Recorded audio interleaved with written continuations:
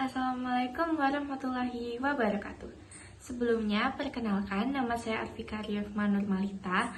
Saya dari kelas 10A nomor absen 6. Nah, sebelum kita mulai, coba deh kalian bayangin jika kalian bisa kembali ke masa lalu dan hidup di zaman kerajaan-kerajaan besar di Nusantara.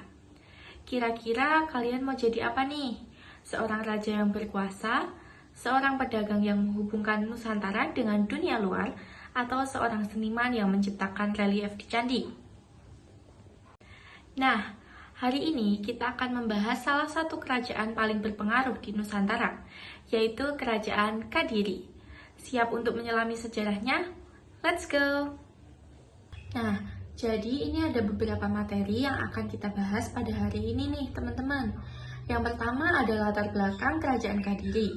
Yang kedua, raja-raja yang memimpin Kerajaan Kadiri. Yang ketiga, masa kejayaan Kerajaan Kadiri. Yang keempat, kehidupan masyarakat Kerajaan Kadiri. Yang kelima, fase kemunduran Kerajaan Kadiri. Dan yang terakhir adalah bukti peninggalan Kerajaan Kadiri. Kemudian juga ada daftar pustaka untuk materi ini. Nah, memasuki materi yang pertama adalah latar belakang dari Kerajaan Kadiri. Kerajaan Kediri atau Kerajaan Panjalu adalah sebuah kerajaan besar yang berdiri pada abad ke-12, yaitu antara tahun 1042 sampai 1222. Kerajaan ini merupakan bagian dari Kerajaan Mataram kuno. Kerajaan Kediri adalah kerajaan yang bercorak Hindu. Kerajaan Kediri bermula dari perintah Raja Airlangga untuk membagi kerajaan menjadi dua bagian, yaitu pada tahun 1041 Masehi. Pembagian kerajaan ini diwajibkan untuk menghindari pertikaian. Nah, wilayah kerajaan Raja Airlangga dikenal sebagai Kauripan. Pembagian kerajaan tersebut dilakukan Brahmana Sakti bernama Empu Barada. Kedua kerajaan tersebut dikenal sebagai Kerajaan Jenggala atau Kahuripan dan Panjalu atau Kediri. Kerajaan ini dibatasi oleh Gunung Kawi dan Sungai Brantas, seperti dikisahkan dalam prasasti Mahasukya, yaitu di tahun 1289 Masehi. Kitab Negara Kertagama di tahun 1365 Masehi, dan Kitab Calon Arang di tahun 1540 Masehi. Letak Kerajaan Kediri yakni di daerah Jawa Timur. Kerajaan Kediri berpusat di Daha atau sekitar kota Kediri sekarang. Pusat Kerajaan Kediri tersebut terletak di tepi Sungai Brantas, yang masa itu sudah menjadi jalur pelayaran yang ramai.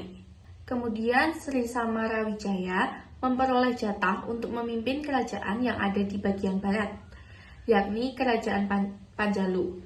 Sedangkan Mapanji mendapatkan Kerajaan Jenggala di bagian timur, yang pusat kerajaannya berada di Kauripan. Sumber sejarah Kerajaan Kediri dalam pembagian wilayah kerajaan ini tertuang dalam Serat Calon Arang, Kitab Negara Kertagama, dan Kitab Mahasukya. Di barat Kerajaan Panjalu menguasai daerah Kediri dan Madiun, sedangkan Kerajaan Jenggala meliputi bagian timur, yakni Pasuruan, Rembang, Malang, serta delta Sungai Brantas yang pelabuhannya terletak di Surabaya. Meski demikian, ternyata bagi kedua anak Raja Airlangga, pembagian wilayah kerajaan tersebut dirasa masih belum cukup, dan kondisi itulah yang memantik kembali terjadinya konflik dan peperangan antar saudara. Nah, kita mulai masuk materi yang kedua nih, yaitu tentang raja-raja pemimpin Kerajaan Kadiri.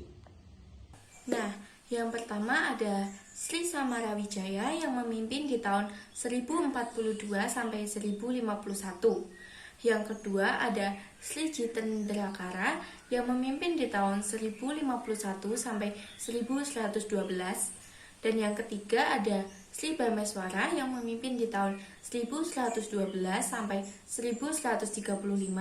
Yang keempat ada Jayabaya yang memimpin di tahun 1135 sampai 1159. Dan yang kelima ada Sri Sarweswara yang memimpin di tahun 1159 sampai 1169. Yang keenam ada Sri Arya Swara yang memimpin di tahun 1169 sampai 1180, dan yang ketujuh ada Sri Gandra yang memimpin di tahun 1180 sampai 1182. Yang kedelapan ada Kameswara yang memimpin di tahun 1182 sampai 1194, dan yang terakhir ada Sri Kertajaya yang memimpin di tahun 1194 sampai 1222. Nah, berikut adalah peta Kerajaan Kadiri. Kerajaan Kadiri pada awalnya itu menjadi satu di wilayah Mataram kuno. Namun kemudian Airlangga membagi kerajaannya menjadi dua, yaitu Kerajaan Kadiri dan Kerajaan Jenggala, karena putranya bersaing memperebutkan tahta. Kemudian Sri Jayabaya menyatukan Kerajaan Kediri dengan mengalahkan Kerajaan Jenggala. Keberhasilan ini membawa Kerajaan Kediri mencapai puncak kejayaannya. Memasuki materi yang ketiga adalah masa kejayaan dari Kerajaan Kadiri. Masa kejayaan Kerajaan Kediri pada Prasasti Hantang adalah pada tahun 1135. Saat itu Raja Jayabaya memerintah. Saat itu Sri Jayabaya dapat menaklukkan Jenggala yang dikenal dalam Prasasti Hentang atau Prasasti Ngantang, yang berisi semboyan Panjalu Jayati, yang artinya Kadiri menang. Kerajaan Kediri mencapai puncak kejayaannya pada masa pemerintah Raja Jayabaya. Daerah kekuasaannya meluas dari Jawa Tengah hingga hampir seluruh Pulau Jawa. Pengaruh Kerajaan Kediri bahkan mencapai Pulau Sumatera, yang saat itu dikuasai oleh Kerajaan Sriwijaya. Kekuatan dan kemakmuran Kerajaan Kediri tercatat dalam kronik Cina yang berjudul Li Wang Taita, yang ditulis oleh Chu Kufei pada tahun 1178 Masehi, yang menyebutkan Kediri sebagai negeri paling kaya di masanya. Bukan hanya kekuasaannya yang luas, namun juga seni sastra yang berkembang pesat di masa itu, menjadikan Kerajaan Kediri ini semakin disegani. Memasuki materi yang keempat adalah kehidupan masyarakat Kerajaan Kediri saat itu. Nah, yang pertama adalah kepercayaan. Kepercayaan yang dianut masyarakat Kerajaan Kediri bisa dilihat dari peninggalan-peninggalan Kerajaan Kediri yang berupa arca, candi, dan lain sebagainya. Gurah dan Tondo Wangso adalah beberapa candi bercorak Hindu yang merupakan peninggalan dari Kerajaan Kediri. Dan dari peninggalan tersebut, banyak diketahui jika masyarakat mayoritas setempat pada saat itu merupakan pemeluk agama Hindu Siwa. Yang kedua, kehidupan politik. Raja Bameswara menerapkan penggunaan lencana kerajaan sebagai simbol yang berupa tengkorak bertaring di atas bulan sabit. Lencana kerajaan tersebut dinamakan Candra Kapala. Peperangan adalah cara berpolitik yang sering dilakukan dalam memperebutkan kekuasaan di Kediri. Hingga pada era Jayabaya, banyak terjadi perubahan dan menuntun Kediri mencapai masa kejayaan, dan dapat dilihat dari kemakmuran kehidupan masyarakat pada saat itu. Dan yang ketiga adalah ekonomi. Kehidupan ekonomi masyarakat setempat pada masa dipimpin oleh Kerajaan Kediri dapat dilihat melalui berbagai kronik Cina yang menyebutkan beberapa hal, yakni yang pertama, kerajaan penghasil beras. Yang kedua, banyak barang dagangan yang banyak terjual di pasaran, seperti gerabah, perak, emas, dan daging. Yang ketiga, pemakaian uang dari emas sebagai alat pembayaran. Dan yang terakhir, adanya polisi serta pajak yang dipungut oleh rakyat. Dan yang keempat adalah sosial. Sesuai dengan yang telah dituliskan dalam kitab Lubdaka, masyarakat dari Kerajaan Kediri tidak menganut sistem kasta, walaupun mereka merupakan penganut agama Hindu. Kitab tersebut juga mengungkapkan bahwa baik tinggi maupun rendahnya nilai dan martabat dari seseorang tidak dilihat dari kedudukan maupun garis keturunannya, melainkan dilihat dari sifat dan sikap dari orang itu sendiri. Kemudian yang kelima adalah budaya. Kehidupan di bidang kebudayaan yang menonjol adalah dengan berkembangnya seni sastra dan pertunjukan wayang atau wayang panji. Berikut beberapa karya sastra yang terkenal di Kerajaan Kediri. Yang pertama, Kitab Bharatayuddha. Kitab ini ditulis pada zaman Raja Jayabaya. Kitab ini ditulis untuk memberikan gambaran terjadinya perang saudara antara Panjalu melawan Jenggala. Dalam perang saudara tersebut digambarkan dengan perang antara Kurawa dan Pandawa yang keduanya merupakan keturunan Bharata. Yang kedua adalah Kitab Krisnayana. Kitab ini ditulis oleh Empu Triguna pada zaman Raja Jayaswara.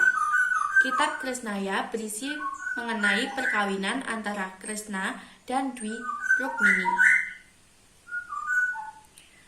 Yang ketiga adalah Kitab Smaradhana. Kitab ini ditulis oleh Empu Darmaja pada zaman Raja Kameswara. Kitab Smaradhana menceritakan tentang sepasang suami istri, Smara dan Rati, yang menggoda Dewa Siwa saat sedang bertapa. Smara dan Rati mendapat kutukan dan mati terbakar oleh api atau dahana karena kesaktian Dewa Siwa. Namun mereka dihidupkan lagi serta menjelma sebagai Kameswara dan permaisurinya. Kemudian yang keempat adalah Kitab Lubdaka. Kitab ini ditulis oleh Empu Tanakung pada zaman Raja Kameswara. Kitab Lubdaka berisi tentang pemburu bernama Lubdaka yang sudah banyak membunuh. Hingga suatu ketika Lubdaka mengadakan pemujaan istimewa kepada Siwa, sehingga rohnya yang seharusnya masuk neraka menjadi masuk surga. Nah, memasuki materi selanjutnya adalah fase kemunduran dari Kerajaan Kadiri. Setelah berdiri kokoh sehingga hampir 200 tahun, Kerajaan Kediri pada akhirnya mulai mencapai titik lemah setelah adanya sebuah perselisihan yang terjadi antara Raja Kertajaya dengan kaum Brahmana. Runtuhnya Kerajaan Kediri terjadi pada masa kekuasaan Raja Kertajaya, seperti dikisahkan dalam kitab Pararaton dan Negara Kertagama. Sri Maharaja Kertajaya merupakan raja yang memimpin sejak tahun 1194 sampai 1422. Ia adalah sosok raja yang terkenal sangat kejam dan jahat. Ia juga mengklaim bahwa dirinya adalah jelmaan dari seorang dewa. Di masa kekuasaannya, ia memaksa kaum Brahmana untuk menyembahnya dan berkata bahwa hanya Dewa Siwa yang bisa mengalahkannya. Kekejaman dari Raja Kertajaya terlihat dengan jelas ketika ia tanpa ragu menyiksa kaum Brahmana yang memilih untuk menolak perintah untuk menyembahnya. Kaum Brahmana lalu meminta perlindungan kepada Ken Arok. Ken Arok yang bercita-cita merdekakan Tumapel, kekuasaan Kediri, mencetuskan perang antara Kerajaan Kediri dan Tumapel di dekat desa Ganter. Keberhasilan Ken Arok mengalahkan Kertajaya menandai runtuhnya Kerajaan Kediri yang kemudian menjadi kekuasaan Tumapel atau Kerajaan Singgasari. Kemudian ini adalah beberapa peninggalan-peninggalan dari Kerajaan Kediri. Yang pertama adalah Prasasti Sirah Kenting di tahun 1140 Masehi. Prasasti yang satu ini dituliskan tentang kisah Raja Jayaswara yang memberikan hadiah kepada masyarakat di Kerajaan Kediri, yaitu berupa tanah. Nah, gambarnya seperti ini ya teman-teman. Kemudian yang kedua ada Prasasti Ngatang, itu di tahun 1135 Masehi. Nah, isi dari Prasasti Ngatang itu tuh adalah peninggalan Kerajaan Kediri. Ialah sebuah cerita mengenai Raja Jayabaya yang memberikan hadiah kepada masyarakatnya di desa Ngatang, yaitu berupa sebidang tanah bebas pajak. Kemudian yang ketiga itu ada Prasasti Jaring di tahun 1181 Masehi. Nah, isi dari Prasasti Jaring ini ialah cerita mengenai Raja Gandra yang membuat dan memberikan nama pada sejumlah hewan, seperti tikus hingga kebo atau kerbau. Yang keempat ada Prasasti Kamulan di tahun 1194 Masehi. Prasasti ini berisi kisah mengenai Raja Kertajaya yang mendeklarasikan kemenangan Kerajaan Kediri dari peperangan melawan musuh di Katang-Katang. Kemudian ada Candi Penataran. Nah, menurut kitab Negara Kertagama, Candi Penataran juga disebut sebagai Candi Palah yang dibangun untuk memuja Hyang Acalapati atau Raja Gunung Girindra dalam kepercayaan Siwa. Dan yang keenam ada Candi Todowongso. Candi Todowongso ini dipercaya dibangun pada awal Kerajaan Kediri berdiri, atau tepatnya pada abad ke-11. Lokasi candi ini berada di situs Todowongso, tempat di mana benda-benda peninggalan lain seperti Arca Agastya, Durga, Nandi Brahma, dan Lingga ditemukan. Kemudian ada Kitab Smaradhana. Nah, kitab ini tuh ditulis pada era Raja Kameswari oleh Empu Darmaja yang terkenal dengan cerita rakyat berjudul Cerita Panji. Isi kitab ini menceritakan tentang Smara dan Rati yang menggoda Dewa Siwa yang sedang bertapa. Nah, seperti yang dijelaskan tadi ya teman-teman. Kemudian yang kedelapan ada Kitab Kakawin Bharatayuda. Nah, Kitab Kakawin Bharatayuda adalah karangan dari Empu Sedah dan Empu Panuluh yang dibuat pada tahun 1157 Masehi. Isi kitab ini menceritakan tentang sebuah perang saudara antara kaum Pandawa dan Kurawa yang masih keturunan dari Bharata. Nah, ini adalah beberapa sumber yang saya gunakan untuk materi yang telah saya jelaskan tadi. Yang pertama itu ada modul belajar praktis ilmu pengetahuan sosial sejarah kelas 10 semester 2. Nah, ini adalah buku LKS sejarah yang biasa digunakan dalam pembelajaran sejarah. Yang kedua adalah web gramedia.com mengenai sejarah Kerajaan Kediri, letak peninggalan dan penyebab runtuhnya. Kemudian ada webdetik.com mengenai sejarah Kerajaan Kediri, awal berdiri masa kejayaan dan kehancuran dari Kerajaan Kediri. Dan yang terakhir adalah webkompas.com, itu mengenai sejarah Kerajaan Kediri, pendiri, masa kejayaan, dan peninggalan dari Kerajaan Kediri. Nah, Kerajaan Kediri bukan hanya sekedar cerita dalam buku sejarah, tapi juga bagian dari identitas kita sebagai bangsa. Kejayaannya di bidang sastra, ekonomi, dan pemerintahan menjadi bukti bahwa Nusantara memiliki warisan luar biasa yang patut untuk kita banggakan.